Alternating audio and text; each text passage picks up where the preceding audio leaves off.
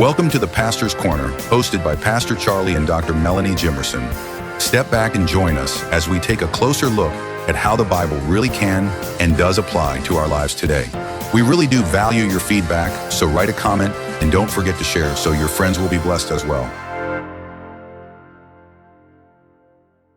Welcome to the Pastor's Corner.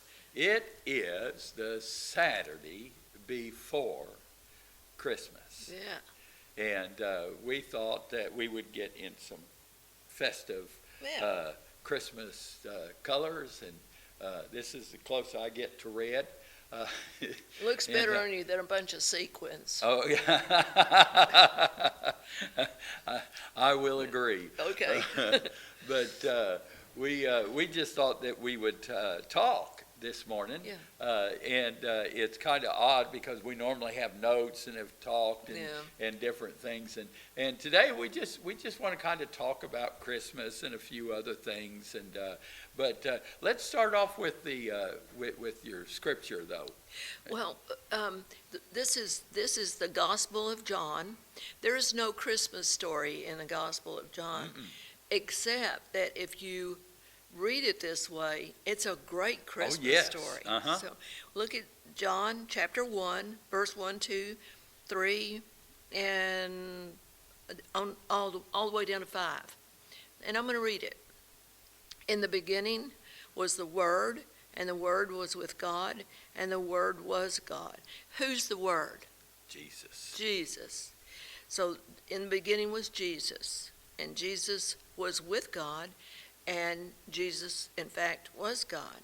The same was in the beginning with God. All things were made by him, and without him was not anything made that was made.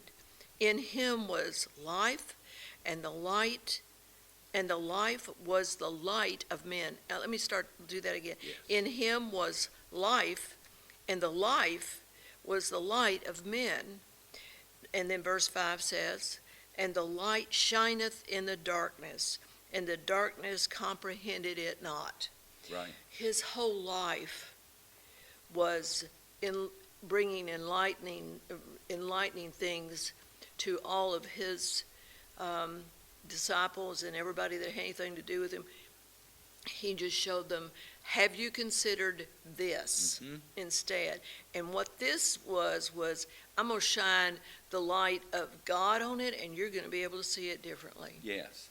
And he does that still today. Yes, I think so. I know there's been several times I've been reading the Word, and all of a sudden it jumps off the page, and I see something that I've never seen before. Yeah. I've read it probably several times, but all of a sudden it has new meaning. Well, we were talking this morning about how terrible darkness really is. And you told me this wonderful story. I want you to tell that story. Okay, about the being on the ship. Of being on the ship in the dark? Yeah. Okay, I was in the Navy.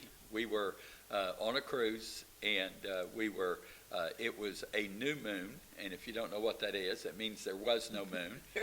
It was overcast, heavy overcast. You couldn't see a single star, and the Navy decided to do what they called running dark, which was all the ships in our little squadron turned all the outside lights off, and all they were running on was instruments to guide those ships and everything, because you could not see. I wanted to see what that kind of darkness looked like.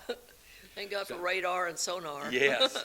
So you had to go through one door into a short hall and shut that door, and then open the outer door because there was no light in that little room. And then you stepped out, then you had to shut that door. But when I opened that other door, I could see nothing. That's what he said. I stepped out, I shut that door like I was supposed to, latched it, and I backed up against the ship because I did not want to fall off. Yeah. And I could not really see. I'm waving my hand, and I could not see a thing, nothing. And I'm standing there mesmerized at the darkness. And out in the distance, all of a sudden, I see a face glow. It would glow and go away. and I'm going like, what is that? Glow, go away. And I'm thinking, I didn't know it was. yeah, I didn't either. But I wanted to know. I'm like, Lord, what are you showing me here? Yeah. You know, but all of a sudden, as I concentrated in that area and I kept looking, I realized what was happening. Someone on another ship, one of our ships that was also running dark, was outside that ship doing something he wasn't supposed to. Oh, He was smoking a cigarette. yeah. And what was he doing? He had By put doing that that. cigarette in his mouth, and when he had sucked on it, the embers of that cigarette lit up his whole face. Not just, you know, I didn't see a little dot. I saw his face. That is the power of light. Yes. In that darkness, that little bit of light dispelled the darkness. It was gone. And that's what Jesus is. That's right. He is the light. And I tell you what, he's a whole lot brighter than any little cigarette could ever get. Yeah. And he will bring light into your world. Yes. Uh, That's why we have at Christmas time, we have all these wonderful lights, all these yes. light people decorate their houses with lights. Mhm. And we have all the different colored lights, and you know, they put lights on everything nowadays. Yeah. I've never seen.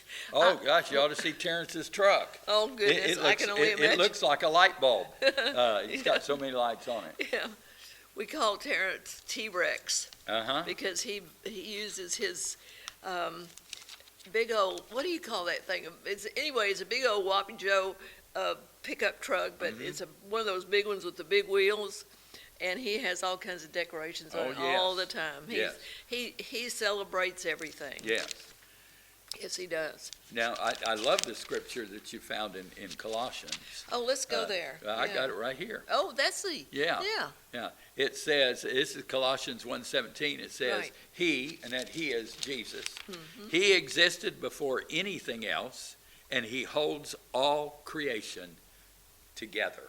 Now, that's what that light does. That's right. See, it doesn't. We would fly apart here on Earth. The Earth would fly Yes. apart, and we'd be flying with it, except for Jesus. Mhm. And a lot of people don't know Right. that the Bible itself says that Jesus is the reason that the Earth stays together, that That's it right. stays in its orbit, that it stays like it's supposed to, that it spins the correct direction. All those things that we take so much for granted. Can you imagine if we even take our gravity for granted? Well, then we're also going to take all the small things for granted. That's right. And that comes right down to, do we take our relationship with the Lord for granted? Yes. Do you think so? Yes, I really Okay. do. Even devout Christians at times do. We get, and I hate saying this, but sometimes we get used to it, and we lose the majesty of what we have because it becomes common to us. Yes. And we can't allow Jesus to become common in our lives. No. He is anything but common. And we need to constantly remind ourselves. In fact, I preach that we need to, I talked about Mary, getting back to the Christmas. Mary, when the shepherds came to see the baby Jesus. Yeah. The shepherds were there. The angels, remember the angels appeared, or angel appeared to them, told them, and then angels appeared and was singing and glorifying God, and told them to go find Jesus, find a baby wrapped in swaddling clothes in a manger. They found him exactly what it was, exactly how the angel said. Everything was just so perfect. But then it says, and Mary pondered these things in her heart. Mary remembered all those things. Mary, and why? Mary would remind herself. You have to realize it was 30 years from the time Jesus was born till he went into the ministry. So she had him for 30 years right there. 30 years, right with and her. and he was fully human. Okay, he was a baby. He could have scraped his knees. He could have, he helped his father in carpentry. He could have smashed his thumb. We don't think about things like that. Now, do I know those things happen? No. Why? Because they're not in the Bible. But he was fully human, fully God, but fully human. And so I'm sure there was lots of things that happened to where she would have to remind herself of who he was. I don't know how she lived with it. I have two wonderful kids. They're wonderful, and I shouldn't call them kids. They're adults now. But if I had to live knowing what they were actually born for. Oh, yes. And it was for the sins of mankind, and that he would have to lay his life down as a sacrifice, as the ultimate sacrifice. I'm not sure that I would have I'm not sure I'd have a happy day. Right. The whole 30 years that I would have him with me. Right. Much less the 3 years that he was out and running around in the Judean desert and all these other things he did. I mean, look at the panic on Mary and Joseph's life when he was left behind in Jerusalem. 12 years old. At 12. Man, they didn't look for him for the entire first day because they figured he was in the back of the caravan when everybody was going home from their appearance at the tax collectors. They didn't really worry about him. Well, the men and women traveled different. Oh, did they? Yes.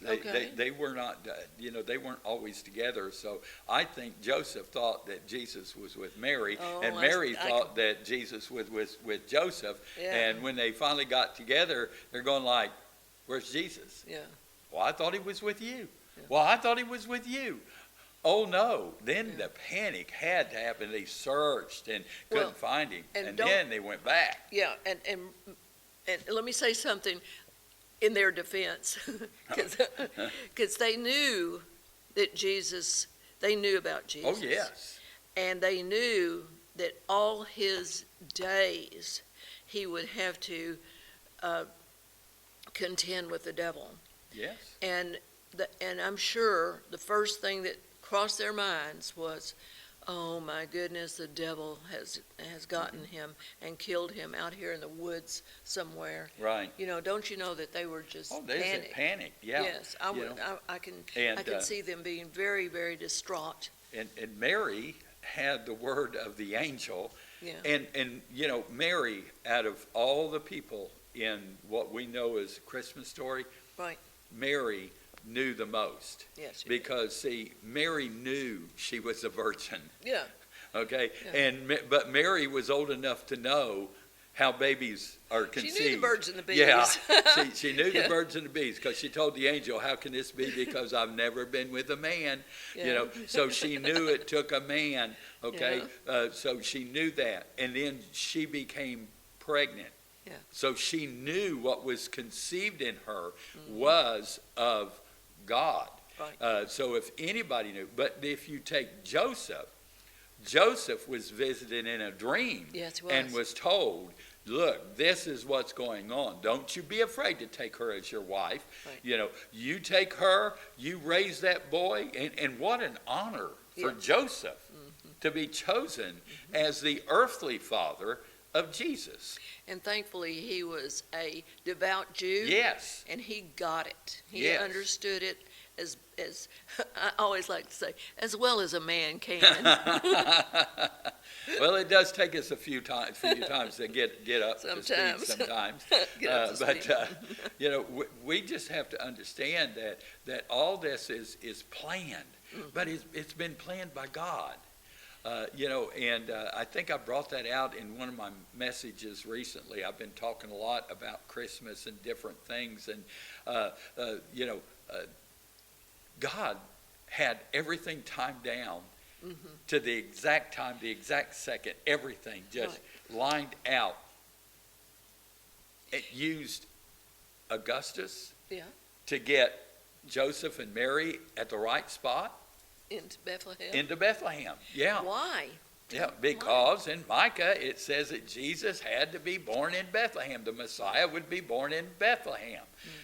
So that happened.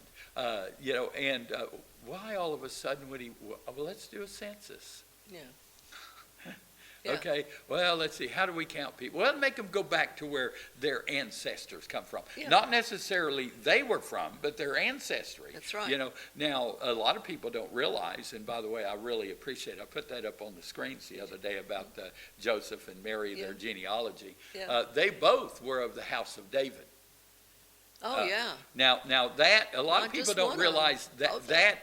that's more important than a lot of people think, because a lot of people think, well, Joseph, his lineage was the lineage of David, so that meant Jesus was of the lineage. No, Joseph wasn't the seed that made Jesus. No. Okay, so and in fact, you go back to Genesis, it says that born of a woman, your seed. Mary said yours. The hers. Lord said her seed. Yeah, so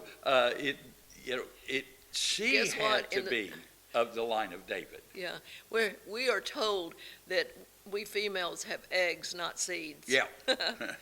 And so evidently that came from that way far back then, because Right. I'm sure she gets, what seed? Yes. That doesn't make sense to me. Right. And you But- really have to look at it from a medical point of view. Right, because I really think it was talking about her offspring.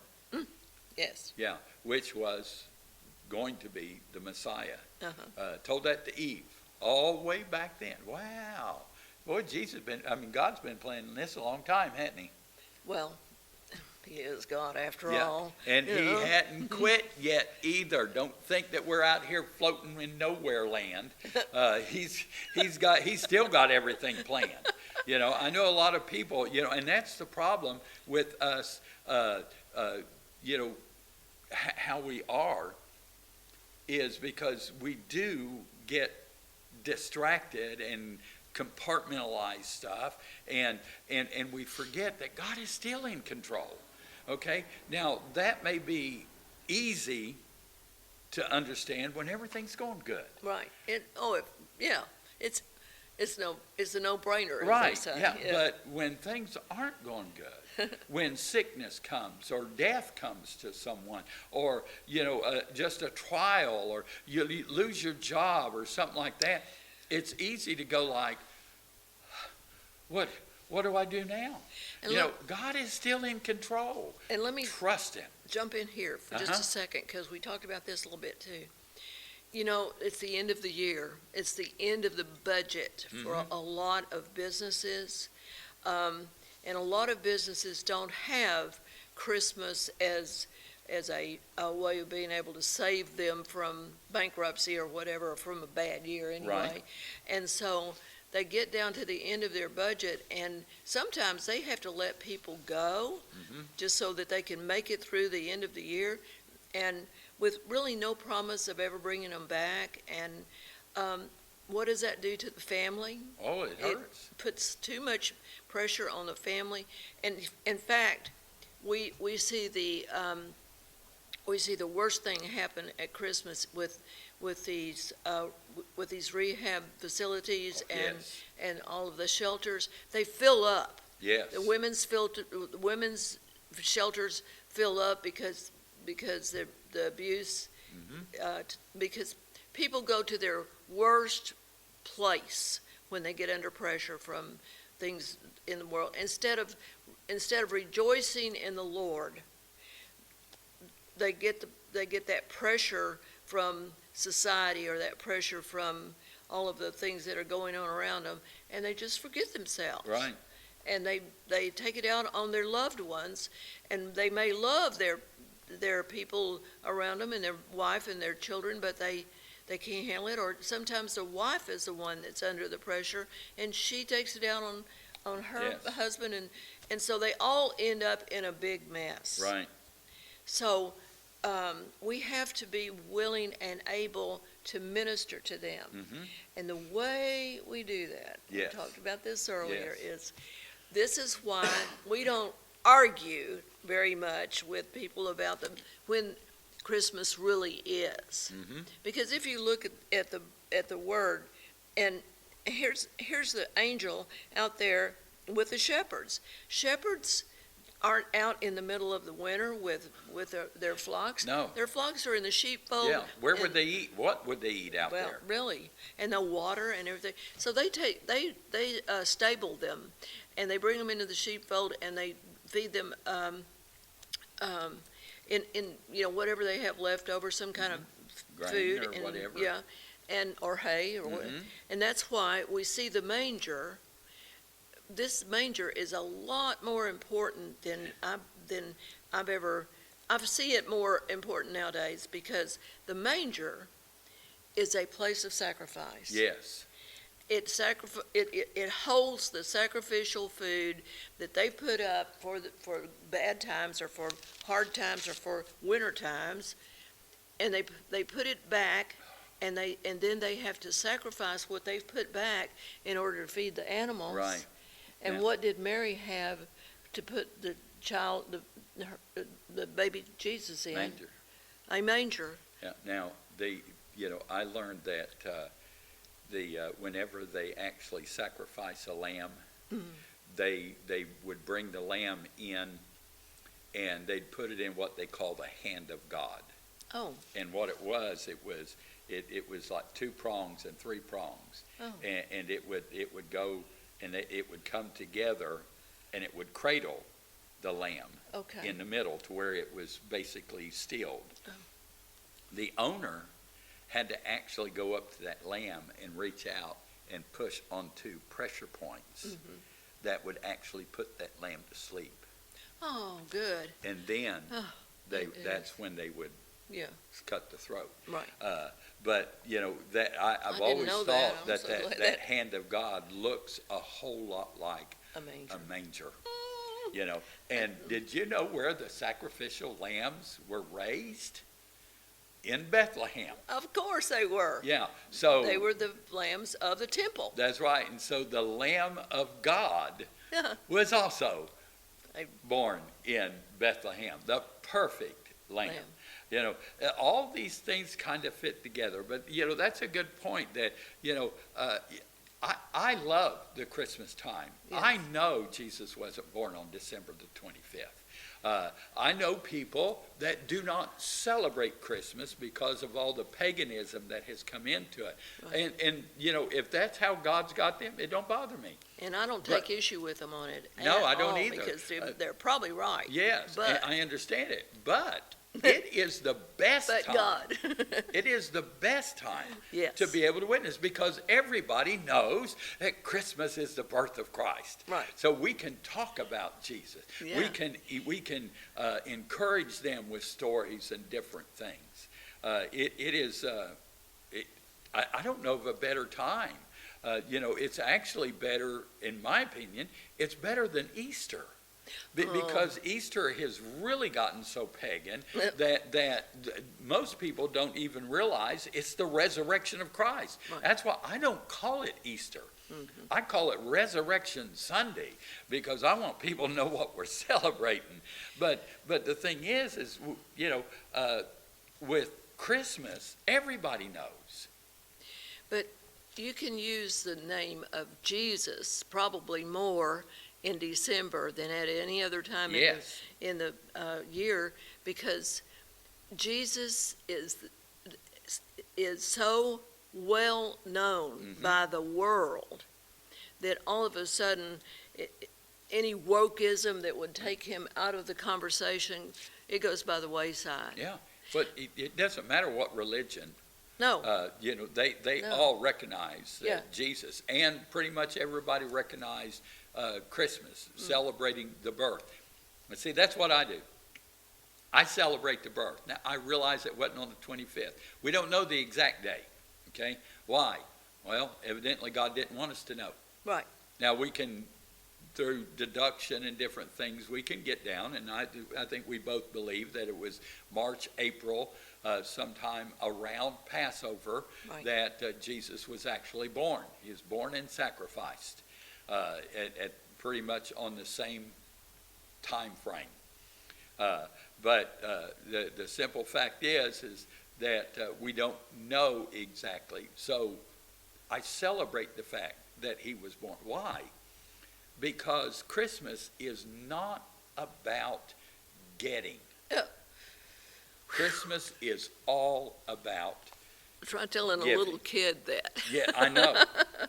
But we socialize them into, we teach them that. yeah, We teach them that. It's all about what you want. Yeah. What do you want? I think some of the best things, I took a couple of my students to an event, and Debbie and I actually bought some toys for them yeah, do they to get give. Toys for Tots? Uh-huh. Oh, good. For the Channelview ministry team Yeah. and the fire department and all. We bought toys because I wanted them to know that they're supposed to give. Right, And so what they did is they took those toys and give them away, because that way a child that would not get anything would have something. right, But guys, look at the gift we received. right. Oh, yeah. Not just the gift of salvation, but, it only starts there. Right. You get a new life. You get to start over. Yes. You get, you get the abundant life, and the abundant life really is abundant. Yes. And the more you look to live it that way, the more the Lord puts into your path, or puts into your life, or puts into your family, Yes. into the areas that really matter, and what comes along with it. And I want to say this, and I think joy comes along with it. Oh, absolutely. Man, you start to see things that you've always wondered about, things that maybe have kind of, been like, that bugs me, but then you understand, oh, that's what that is. So the gift of understanding and the gift of knowledge and all these gifts we've been talking about, that's part of the abundant life. Right. Well, I told you about a story, and I'm not going to go over that story, about a Christmas when I was a young child that we weren't going to have Christmas, that God supplied. That Christmas meant a lot to me as a child. But let me tell you, the Christmases I remember and cherish the most is when I was able to help other people. Oh, sure. When you got old enough to understand. Yeah, old enough that, yes. And you get to see a smile come on somebody that probably hadn't smiled in months. And I think the ones that shine the most for me, and that's why I'm not actually going to talk about them, is because nobody knew I did it. Right. I just did it. Let me tell you, the whole world was blessed by the birth of Jesus. And at that time, the majority of the world didn't know. Didn't know what was going on. Didn't know even God. So a lot of the world didn't even know God existed. No. Even the ones that should have known God existed, was kind of like we are today. Well, yeah, he probably exists, but he's way out there somewhere. No, he's right here, right now. What do you need? What do you need today? Yeah, what do you need? What we need to do is we need to get back on concentrating on who he is, what he did, and what I'm going to do to tell other people. Right. Because isn't that what the shepherds did? That's right. They did.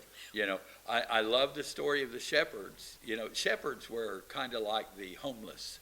Of They were today. not. They were not really liked, and I don't know if you've respected. ever been around sheep or not, but they don't smell the best. So you've got all this going on. You've got that all running against them, all that kind of stuff. But those shepherds, was given what a wonderful gift, a knowledge of what was going on. And They went. But then when they went, it said they left rejoicing. But then it says they told gotta go tell. everybody. Yeah. They didn't keep quiet about it at all. And then it said everybody that heard, everybody Right. was astonished. Astonished. Now, That's, you want to astonish somebody? yeah, that's kind of fun. Tell them what Jesus did for you. You can, I tell you what, it is great to be able to know this word and be able to tell stories out of this word. But you know what, for me, is what Jesus did for me. right. Because, see, that's personal to me. You may want to argue, and I've known people that argue this word, but guess what? You can't argue something that I've been in. I tell people I use my marriage. You can't tell me I'm not married to Debbie. Why? Because I was there. I was there. I experienced it. I know exactly what happened. I can still recall it, even though it's been over 50 years now. I can recall exactly what happened, how it was going, all that stuff. I know. Okay?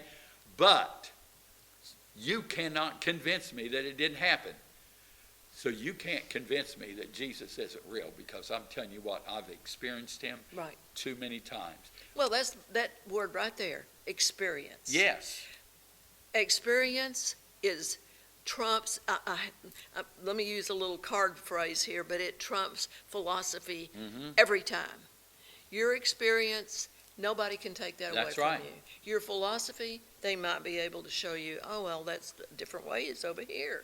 But I've an always said it. experience never has a different I've way. always said it, that a person with an argument is no match for someone with an experience. Right, You can argue all you want, but if you got the experience, you're going to win. Yeah. Because that's the way it is. Well, we have come down to Yeah, 30 minutes I again. can't believe it I know. already. I mean, we were actually concerned that we weren't going to make 30 minutes on this one, and we could probably go another 30 Yeah, minutes. I got something I'm going to share next week Yeah, then. it's especially about Jesus. Yeah, Because Jesus truly is the reason for the season. that's right. So share the best gift. Share. Jesus. And go to church a lot. Go to church a lot. Good night. God bless. Wow. Thank you for watching, and remember, be in church tomorrow. If you don't have a home church, you really need to find one. The church needs you, and you really need the church.